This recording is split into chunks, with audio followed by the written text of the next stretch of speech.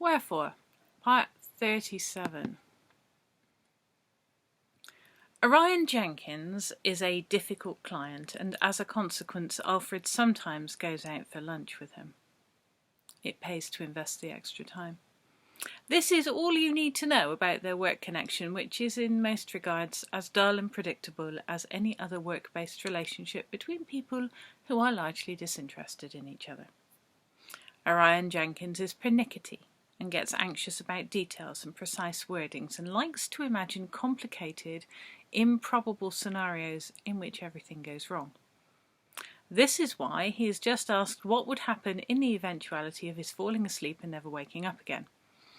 It's not an idle concern, Alf. I've been finding it harder and harder to wake up for some time now. Most days I don't even want to wake up. My doctor has been of no great use, but she is at least sending me for some tests. Alfred manages not to wince at being horribly abbreviated to Alf. It helps that he is tired and distracted. Tasha was not the only herd member in his bed on the previous night, and he really has no brain for anything today, and is just going through the placating Mr. Jenkins motions. Have you ever dreamed you were a hill? Orion Jenkins asks. Alfred confirms that he has not. I bet you do dream you were other things, though. Alfred can't help smiling at this. There, see, I knew it. Everyone has multiple lives. We all have secret selves, and some of them are so secret that other parts of us do not even know they exist. I expect you're right, Alfred says casually. He is not about to share his secret self with Mr. Jenkins, who annoys him greatly. How do you know who you are when you wake up in the morning? Orion presses. Well, there's a question, Alfred replies. It is one he does not want to answer. He's not sure there is an answer, because when he wakes up, he is simply a tea-seeking life form, and there are no philosophical questions worth considering in depth before breakfast. Unless Tasha has other ideas.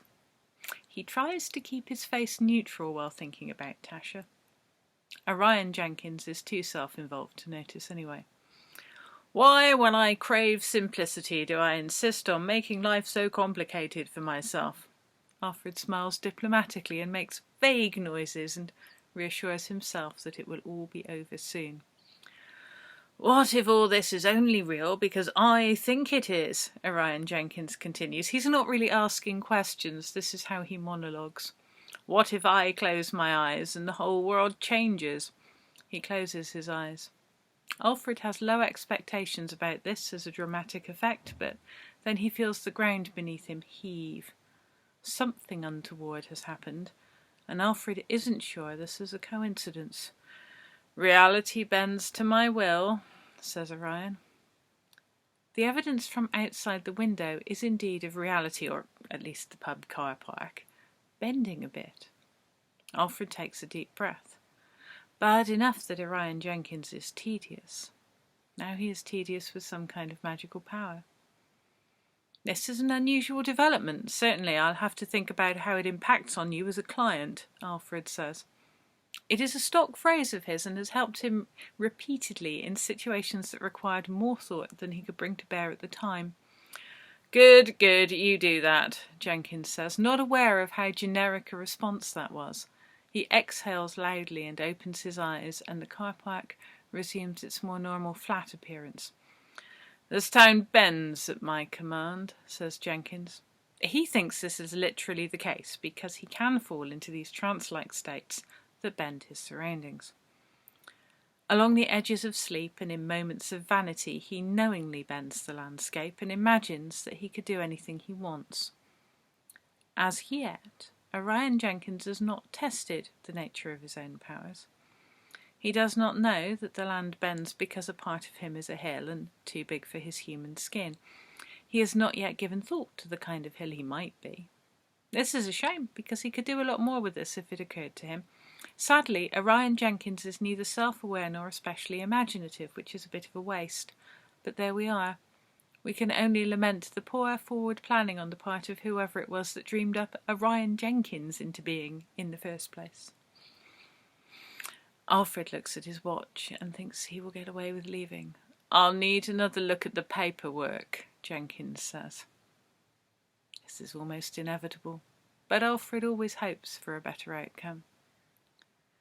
As soon as he escapes from the pub, he feels lighter and happier.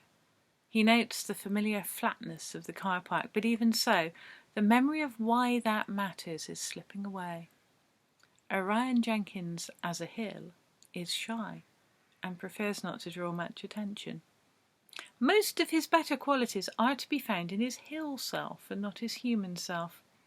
He has no idea how to be a good human, but as a hill, he has substance and character.